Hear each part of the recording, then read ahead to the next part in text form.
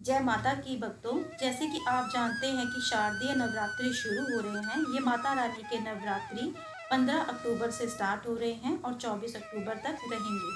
तो चलिए भक्तों, आपको बताते हैं कि कौन कौन सी डेट में कौन कौन सी माता की पूजा की जाती है। पहला नवरात्रा 15 अक्टूबर माँ शैलपुत्री की पूजा की जाती है। दूसरा नवरात्रा यानी कि 16 अक्टूबर में माँ ब्रह्मचारिणी की पूजा की जाती है। 17 अक्टूबर को माँ चंद्रघंटा की पूजा की जाती है।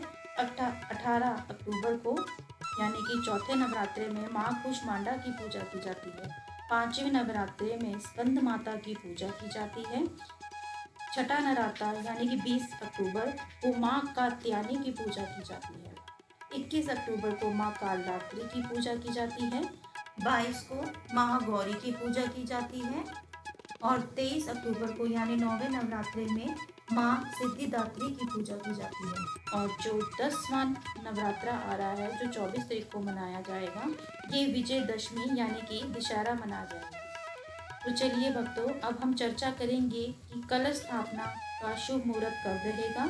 इसका समय है दोस्तों 15 अक्टूबर सुबह 7:13 से लेके 9:43 तक। और जो दिन का आ रहा है मुहूर्त वो है 11:48 से लेके 12:36 तक।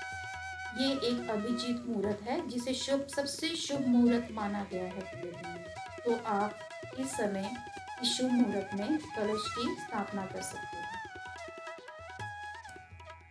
तो चलिए भक्तों, आपको बताते हैं कि कलश का अर्थ क्या है। यानी आप जो कलश स्थापित करते हैं उसके मुख में विष्णु जी का वास होता है। कंठ यानी रुद्र में शिव जी का वास होता है, उनका स्थान है वहाँ पे। और जो कलश की जड़ में ब्रह्मा जी का वास होता है और कलश के मध्य में सारी माताओं का वास होता है। कलश स्थापना में हम सभी देवी देवताओं का आवाहन करते हैं, जिससे सभी नदियाँ तथा देवी देवता उस कलश में आ जाते हैं। कलश स्थापना से हमें उन्हीं सभी देवी देवताओं का आशीर्वाद प्राप्त होता है। तो चलिए भक्तों, अब हम बताएंगे कि कलश कैसे बनाया जाता है। पहले आप मिट्टी का कलश ले लें, फिर उस कलश के कंठ में 3 बार मोली को लपेटकर उसका धागा बांध लें। फिर कलश पर स्वास्तिक या ओम बना सकते हैं। फिर कलश में जल डालें और गंगा जल डालें और फिर उसके अंदर सुपारी डालें, 1 रुपए का सिक्का डालें, हल्दी की गांठ डाल लें, काले तिल डालें और कुछ दाने जौ के डालें। अब इसके ऊपर इसका ढक्कन रख दीजिए। फिर उस ढक्कन के ऊपर कुछ चावल के दाने रखें। फिर अब इसके ऊपर नारियल को लाल कपड़े या लाल चुनरी के साथ इसको लपेट कर इसको चावल वाले ढक्कन के ऊपर रख दें। नारियल को आप लेटाकर भी रख सकते हैं और खड़ा कर भी रख सकते हैं। तो जो पहले मैंने भी आपको बताया था, इसका जो मुहूर्त है जो शुभ माना गया है वो अभिजीत मुहूर्त शुभ माना गया है, जो 11:48 से लेकर 12:36 तक रहेगा। तो इस मुहूर्त में आप इस कलश की प्राण प्रतिष्ठा कर सकते हैं। तो चलिए भक्तों, अब बताते हैं कि खेतरी बीजने का तरीका क्या है। जौ को पहले साफ पानी से धो लें। मिट्टी के बर्तन को भी साफ पानी से धोकर उस पर स्वास्तिक बना लें। इसके पश्चात किसी साफ जगह से मिट्टी को ले आएं। उसमें थोड़ा गाय का गोबर खाद के रूप में मिला लें। अब इसके बाद जौ के दानों को इसमें बीज दें। फिर उसके ऊपर पानी का छिड़काव करें।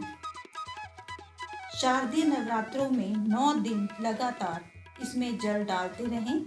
इस सारी प्रक्रिया में स्वच्छता का बेहद ध्यान रखना है भक्तों। तो इसके साथ अपना मन निर्मल रखें। माँ भगवती के मंत्रों का उच्चारण करते हुए ये सारी प्रक्रिया करें और देवी के आगे व्रत का संकल्प लें।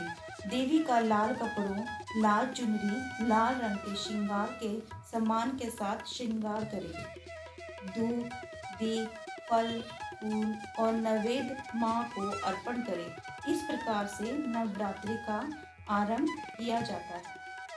आप अखंड ज्योत भी जला सकते हैं। दोस्तों, ध्यान रहे कि जो ज्योत जलाएं उसकी दिशा दक्षिण की ओर ना हो। जब आप अखंड ज्योत जलाएं तो उसकी दिशा हमेशा पूरब, उत्तर और पश्चिम की ओर ही होनी चाहिए। माता रानी आप और आपके परिवार पर असीम कृपा बनाए रखें। जय माता दी।